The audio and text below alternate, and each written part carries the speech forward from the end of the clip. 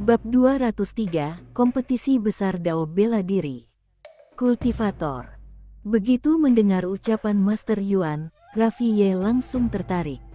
Sampai sekarang, ia belum pernah benar-benar bertarung melawan kultivator yang kuat. Ia sangat ingin melihat betapa kuatnya kultivator sejati, terutama wilayah pedang yang pernah disebut oleh roh kecil. Wilayah pedang. Ia pernah memikirkannya, tapi sejauh ini ia hanya melihatnya saat bertarung dengan Lon Yang. Jelas itu masih jauh dari cukup. Ia juga ingin menciptakan wilayah pedang miliknya sendiri, dan sebaiknya bisa menyatu dengan hukum semua makhluk miliknya. Namun untuk saat ini, ia belum punya arah. Kalau bisa melihat wilayah pedang yang benar-benar kuat, melihat sorot mata Raffi yang penuh semangat dan harapan, Master Yuan tersenyum. "Tunggu, aku sudah memberitahunya," katanya. Raffi menahan riak kegembiraan dalam hati. Ia mengangguk, "Baik." Setelah menunggu sejenak, kening Master Yuan tiba-tiba berkerut. "Ada apa?" tanya Raffi. Tidak ada respons. "Aku coba lagi," ucap Master Yuan dengan suara berat. Ia menatap token di tangannya.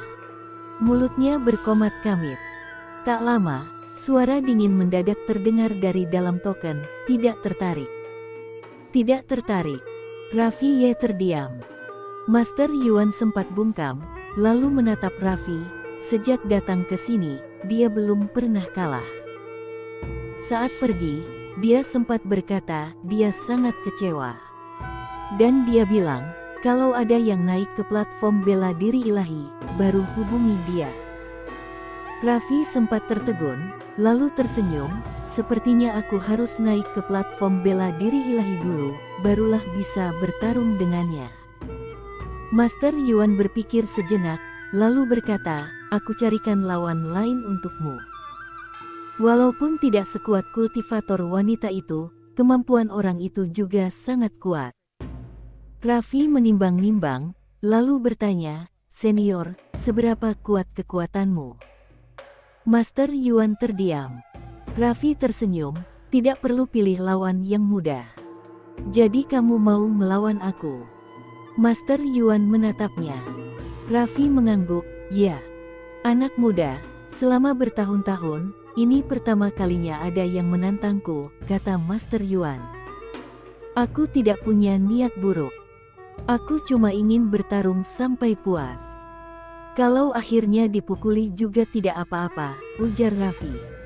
Awalnya ia ingin mencari Lon Yang, tapi sekarang, Lon memberi kesan tidak bisa diajak bertarung sama sekali. Master Yuan menatap Raffi beberapa saat, kemudian berkata, "Benar-benar ingin melawan aku?" Raffi mengangguk. Master Yuan mengangguk. "Baik."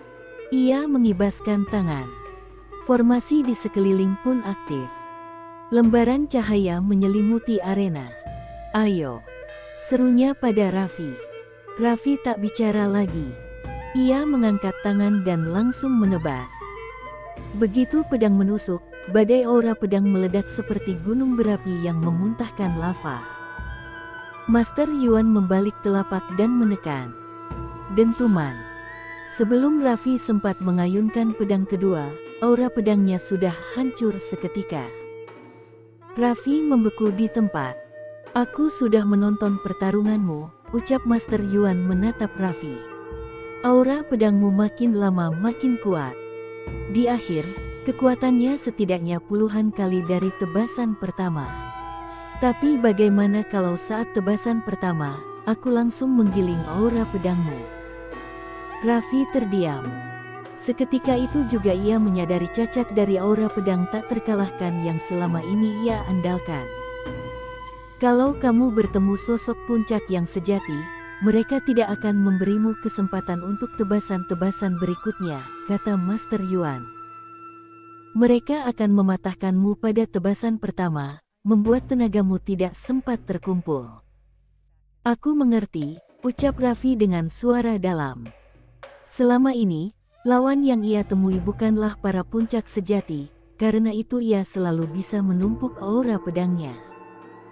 Tapi sekali bertemu yang benar-benar kuat, mereka tidak akan membiarkanmu menumpuk.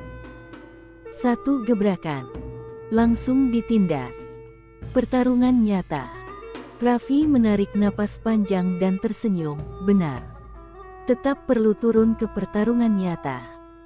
Hanya di medan sebenarnya aku bisa menemukan cacatku. Yang kamu keluarkan barusan bukan sekadar teknik, sahut Master Yuan. Itu adalah sebuah dao. Terasa sangat kuat, tapi belum cukup. Atau lebih tepatnya, kamu masih bisa membuatnya lebih kuat. Ia terhenti sejenak, lalu menambahkan, seringkali, satu pukulan.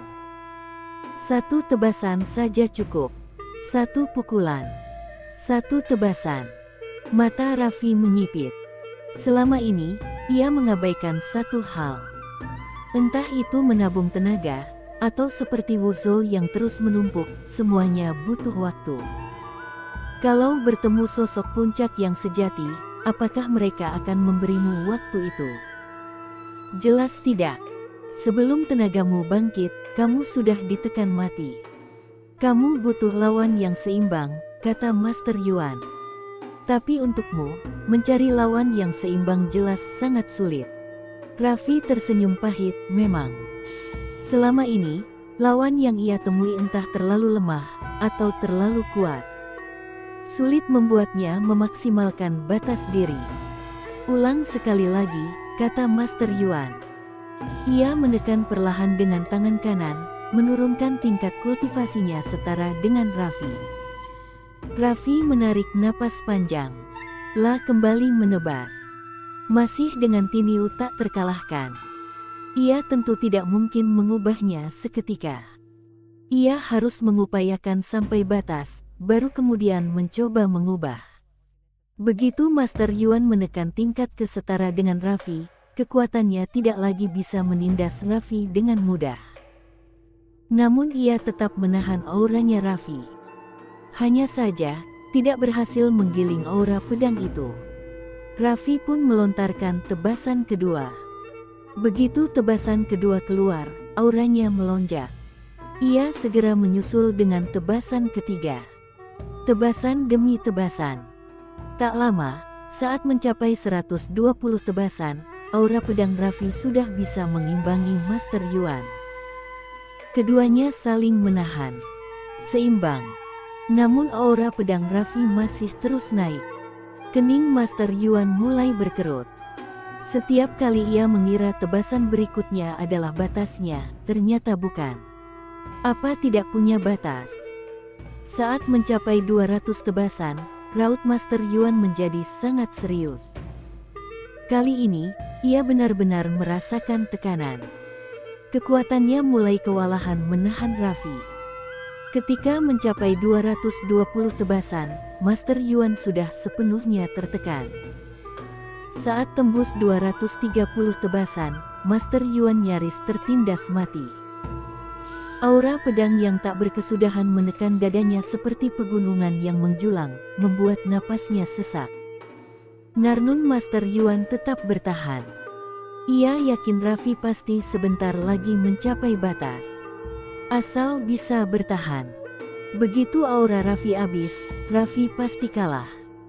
Saat 230 tebasan, Master Yuan sebenarnya sudah hampir kolaps. Sialan, ia benar-benar tidak menyangka Raffi masih bisa lanjut. Apa benar-benar tidak punya batas? Memikirkan itu, Master Yuan sampai mati rasa. Tetap saja ia percaya, mustahil tak ada batas. Dari wajah Raffi yang telah pucat, ia melihat gelagatnya. Raffi jelas sudah hampir mencapai ujung. Harus bertahan. Tidak boleh kalah. Bercanda, kalau kalah dari seorang pemuda, bagaimana mukanya nanti? Mati pun harus bertahan. Raffi ingin melihat batasnya sendiri. Master Yuan ingin mempertahankan harga diri. Bagaimanapun, ia tidak bisa kalah dari Raffi Ye. Kalau para tetua itu nanti tahu, mereka akan menertawakannya sampai mati. Raffi pun melewati 233 tebasan. Dalam latihan sebelumnya, 235 tebasan adalah batasnya. Artinya, seperti tebakan Master Yuan, Raffi memang sudah hampir mencapai batas pribadi. Saat tebasan ke-234, arena tantangan retak seperti jaring laba-laba. Formasi di tempat ini tidak sanggup menahan aura pedangnya. Bukan hanya arena, Master Yuan juga mulai kewalahan. Meski belum runtuh total, saat tebasan ke-235, seluruh arena meledak. Pada saat yang sama, Master Yuan terpental. Badai aura pedang menyapu arena, membuat ruang waktu di sekeliling beriak seperti air mendidih. Mengerikan. Selepas menebas itu, Raffi tidak ambruk. Dengan tekad yang membaja, ia tetap berdiri. Saat ini pikirannya kosong. Ia hanya ingin menebas. Ia menggali sisa tenaga terakhir dan meluncurkan tebasan ke-236.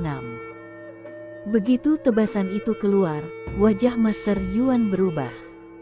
Ia cepat memulihkan tingkat kultivasinya, lalu menekan keras dengan tangan kanan. Dentuman. Aura pedang Raffi yang mengerikan itu tertahan di tempat. Namun kali ini, Master Yuan tidak bisa menggilingnya semudah di awal. Ada kilat kaget di matanya. Ia kembali menekan dengan keras. Boom! Aura pedang tak berujung itu akhirnya tergiling. Tetapi seketika kemudian, Raffi yang tak jauh di sana mengangkat pelan tangan kirinya. Boom! Aura pedang yang semula tergiling mendadak mulai berkumpul lagi. Master Yuan menatap dengan rasa tak percaya. Namun sebelum auranya Raffi benar-benar terkumpul, tubuhnya ambruk. Bersamaan dengan itu, aura pedang yang hampir berkondensasi buyar lagi. Master Yuan berjalan mendekat. Ia menatap Raffi dengan kening berkerut dalam, bagaimana mungkin? Entah berapa lama, Raffi siuman. Ia masih di atas arena tantangan. Ia tersenyum miring, senior. Ia berdiri. Tubuhnya masih sangat letih. Aku sepertinya meremehkan, Dao, mu barusan, kata Master Yuan menatapnya. Raffi menggeleng, Dao ini memang makin lama makin kuat. Tapi seperti yang senior bilang, kalau lawan tidak memberiku kesempatan, di depan aku bisa ditindas sampai mati. Jadi Dao ini tetap harus diperbaiki. 236 tebasan sepertinya bukan batasmu. Mau lanjut? Tanya Master Yuan. Tentu. Raffi tersenyum. Setelah beristirahat, ia kembali bertarung dengan Master Yuan. Begitulah, Raffi dan Master Yuan berlatih selama lebih dari setengah tahun. Dalam waktu itu, Raffi sudah naik dari 236 ke 240 tebasan. Kedengarannya cuma bertambah 4 tebasan, tapi daya hancurnya jauh lebih dahsyat daripada sebelumnya. Agar bisa jadi rekan latih yang lebih baik, Master Yuan tidak lagi menekan tingkat kesetara dengan Raffi, melainkan ke tataran Chengsu. Tak ada cara lain. Kalau setingkat, ia tak sanggup menahan aura pedang Raffi. Selama periode itu, Raffi bukan hanya mengasah aura pedang bersama Master Yuan. Ia juga meneliti wilayah pedang dan 3000 Dao. Ia mencoba memadukan Dao Soul milik penguasa Tianting generasi pertama dengan seni 3000 Dao, kemudian menyatukannya dengan fase fana miliknya. Satu-satunya yang agak disayangkan, ia belum berhasil menciptakan wilayah pedang miliknya sendiri. Karena belum melihat wilayah pedang yang benar-benar kuat. Namun ia tidak tergesa. Di tengah latihan, waktu melesat cepat. Hari itu, setelah sepenuhnya memadukan seni 3000 Dao dengan fase fana, Raffi berhenti. Ia berpamitan pada Master Yuan. Sudah mau pergi? Tanya Master Yuan. Raffi mengangguk, aku ada satu pertandingan. Waktunya sudah tiba. Kompetisi besar Wudao antara dirinya dan Lon yang tinggal 3 hari lagi. Sudah saatnya pulang dan menuntaskan semua. Bab 204, Si Penolak Dao. Mendengar kata-kata Rafie, Guru Yuan memang merasa sedikit sayang. Namun ia tetap mengangguk. Menurutnya, jika Rafie tinggal lebih lama, kekuatannya pasti bisa naik satu tingkat lagi. Ia berpikir sejenak, lalu mengeluarkan sebuah token dan menyerahkannya kepada Rafie. Ini adalah token teleportasi Sekte Dewa Perang. Kalau kau ingin datang berlatih ke sini lagi, tinggal aktifkan token ini, kau akan langsung dipindahkan. Rafie tidak menolak. Ia menerima token itu. Senior, kita berpisah sementara. Melihat Rafie tidak menolak pemberian ini, mata Guru Yuan jarang-jarang memunculkan senyum. Sampai jumpa. Rafie merangkapkan tangan hormat, lalu berbalik pergi. Menatap sosok Rafie yang menghilang di kejauhan, mata Guru Yuan memantulkan emosi yang rumit. Pertama si kultivator perempuan itu. Sekarang Rafie. Zaman ini, bintangnya benar-benar berkilau. Ia menengadah. Kerumitan di matanya pelan-pelan berubah menjadi kebingungan. Takdir Sekte Dewa Perang seharusnya juga berakhir, bukan? Peringkat Jalan Agung, wahai peringkat Jalan Agung. Kalau kau terus tidak mengakui tuanmu, Sekte Dewa Perang akan habis digerus olehmu. Di tempat lain, Rafie menemukan Paman Yang. Dia tiap hari seenaknya, entah keluyuran kemana. Rafie tidak banyak bertanya. Ia berkata, "Senior, kita harus pulang." Paman Yang menatap Rafie sambil tersenyum, "Bagaimana?" Rafie ikut tersenyum, "Lumayan besar hasilnya. Kalau ada sedikit lebih banyak waktu, pasti lebih mantap." Paman Yang berkata, "Mau tidak kalau kompetisinya ditunda? Aku pergi bicara dengan wilayah Guanxuan. Seharusnya bukan masalah besar." Rafie menggeleng, "Tidak perlu." Paman Yang mengangguk, "Kalau begitu, jalan." Saat keduanya hendak meninggalkan dunia Dewa Perang, tiba-tiba Paman Yang menoleh. Di kejauhan datang seorang pria berjubah ungu. Usianya muda, sekitar 20-an. Alis dan kumisnya halus, sabuk perak di pinggang, terlihat sangat berkelas. Saat ini ia menatap Rafie dengan senyum tipis. Di belakang pria itu, mengikuti seorang kakek berpakaian kain goni sederhana. Tali rami di pinggang, sebilah pedang terselip miring di punggung. Tanpa aura sama sekali, seolah-olah tidak ada. Tatapan Rafie juga jatuh pada pria berjubah ungu itu. Keduanya saling menatap dari jarak puluhan meter. Pria berjubah ungu itu tersenyum. Rafie menarik kembali pandangannya, lalu menoleh pada Paman Yang, "Ayo pergi." Paman Yang memandang pria berjubah ungu itu cukup lama, lalu berbalik membawa Rafie pergi. Pria berjubah ungu menatap punggung Rafie yang menjauh, berbisik, "Ternyata tubuh biasa alami."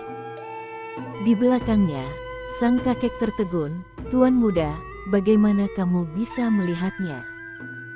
Pria berjubah ungu berkata, "Bukan melihat, merasakannya." Kakek itu agak bingung. Merasa? Apa-apaan? Pria berjubah ungu menatap punggung Rafie di kejauhan. "Begitu melihatnya pertama kali, aku langsung merasa dia adalah musuh besar masa depanku. Orang biasa tidak mungkin membuatku punya perasaan seperti itu. Karena itu, kupikir dia tubuh biasa, dan itu tubuh biasa alami. Sebab tubuh biasa yang terbentuk belakangan tidak layak menjadi musuh seorang penolak dao sepertiku. Pedangnya juga sama. Aku bisa merasakannya. Pedang itu menjalani hidup kedua. Benar-benar punya potensi tanpa batas." Sambil berkata, ia tertawa. Tawa itu tulus gembira. Musuh besar di masa depan. Mendengar ucapan pria berjubah ungu, mata sang kakek langsung memantik niat membunuh. Hamba tua ini sekarang juga akan membunuhnya. Ia hendak menghunus pedang. Namun pria berjubah ungu menggeleng, mengangkat tangan menghentikannya. Pria berjubah ungu memandang ke arah Raffi Ye yang lenyap di ujung pandang. Beri dia waktu. Biarkan ia menjadi tak terkalahkan. Selesai berkata, ia berbalik pergi. Di belakang, kakek kultivator itu tak paham. Tuan muda, kenapa? Pria berjubah ungu tersenyum. Sejati kuat tidak pernah takut lawan kuat. Mereka hanya takut lawannya tidak cukup kuat. Aku ingin semua jenius di dunia ini menjadi kuat. Punya aura tak terkalahkan. Jika ada yang bisa mengalahkanku, itulah hal terindah di dunia, haha. Kakek itu menatap punggung tuan muda yang tertawa pergi, matanya penuh rasa hormat. Di sisi lain, melihat wajah Paman yang jarang-jarang setegang itu, Raffi Ye tersenyum. Paman Yang, raut begitu jarang sekali kamu pakai. Pak Yang menatapnya, ekspresi tetap berat. Kau tahu siapa orang itu? Raffi Ye menggeleng. Pak Yang menatapnya, mungkin dia musuh Jalan Agung masa depanmu. Raffi Ye mengangguk, saat melihatnya pertama kali, aku memang punya perasaan seperti itu. Itu pertama kalinya ia merasakan hal seperti itu. Paman Yang menatap kedua matanya, lalu apa yang kamu pikirkan? Melihat Paman Yang seteliti itu, Raffi Ye sempat tertegun, lalu tersenyum, aku bisa apa?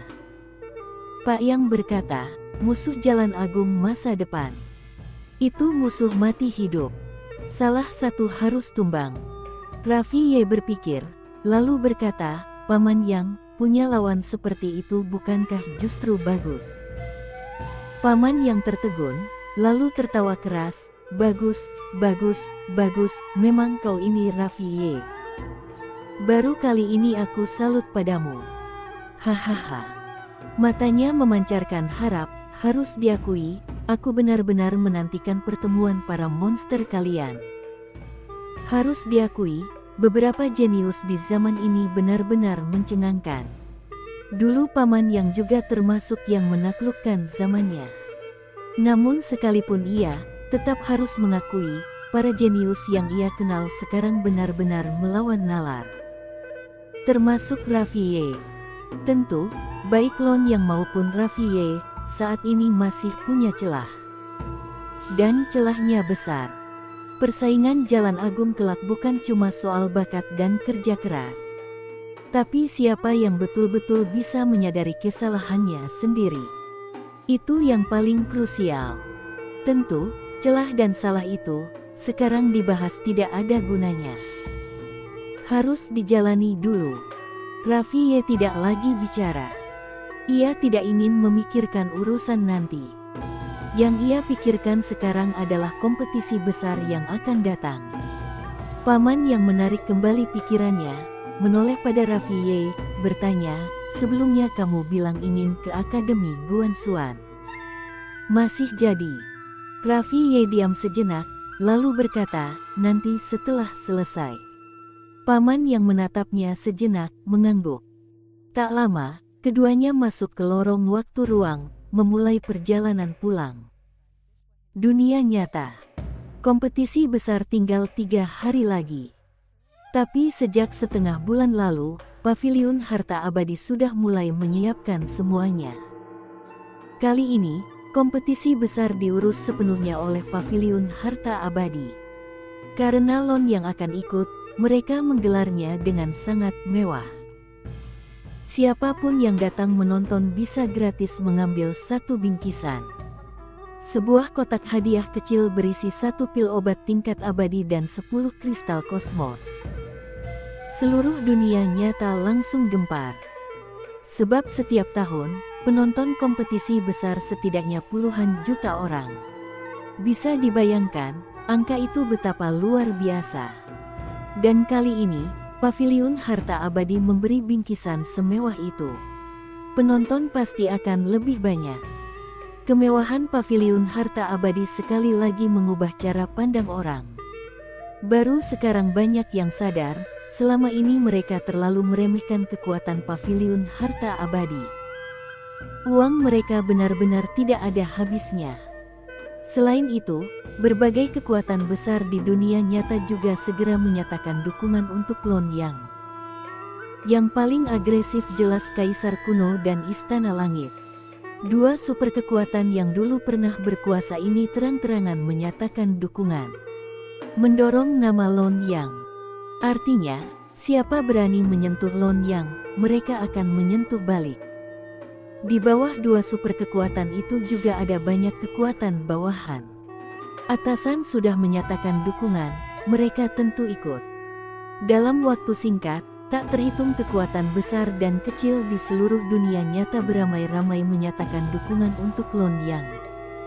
Menaikkan pamornya. Seiring dukungan itu, semua orang makin paham satu hal. Masa depan Lon Yang pasti menjadi penguasa dunia nyata. Bagaimanapun, kekuatan-kekuatan terkuat di dunia nyata sudah memilih Lon Yang. Begitu kompetisi besar ini selesai, dunia nyata boleh jadi benar-benar bersatu. Lalu Lon Yang membuka era baru. Adapun lawannya, Rafie. Sampai saat ini, publik tahu sangat sedikit tentangnya. Hanya kekuatan-kekuatan puncak yang tahu lebih banyak. Wilayah Guansuan, di sebuah halaman kecil. Tuan Muda Sin berbaring di kursi malas. Tak jauh darinya, belasan orang antre melapor. Seorang sesepuh berkata berat, "Tuan Muda, Rafie mendadak menghilang. Tidak tahu pergi kemana. Orang-orang kita sudah menyelidiki habis-habisan. Paling lama setengah hari, pasti ketemu." Tuan Muda Sin berkata, "Tidak usah dicari. Begitu waktunya, dia akan kembali."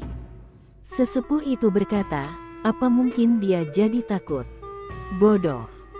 Kening Tuan Muda Sin berkerut, "Menurutmu, orang seperti dia akan takut?" Sesepuh itu berkata, "Hamba tahu dia bertalenta. Tapi sekarang hampir seluruh dunia nyata mendukung sang Tuan Muda. Karena itu, hamba merasa dia." "Jangan pakai merasa." Tuan Muda Sin langsung memotong, "Orang yang dipilih atas untuk jadi bidak keluarga yang mana mungkin tipe yang kabur di detik terakhir."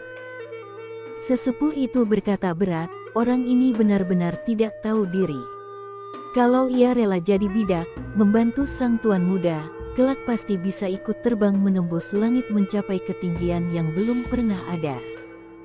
Tuan Muda Sin perlahan menutup mata, wawasan dia terlalu rendah. Tidak tahu dasar kekuatan keluarga yang sebenarnya. Kalau tahu, dia tidak akan membuat pilihan seperti itu.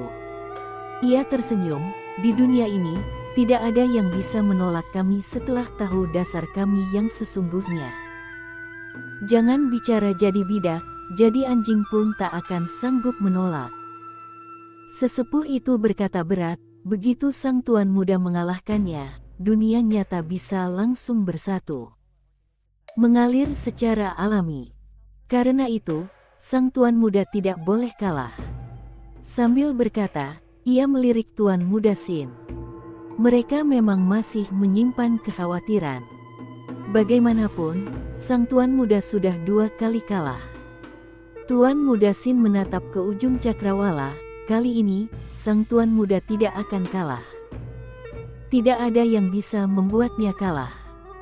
Jangan katakan 1 Rafie, 10, 100 pun, mustahil mengalahkan sang Tuan Muda. Tidak ada yang tahu, Lon yang sudah berhasil melangkah sampai ke tahap itu. Bersambung.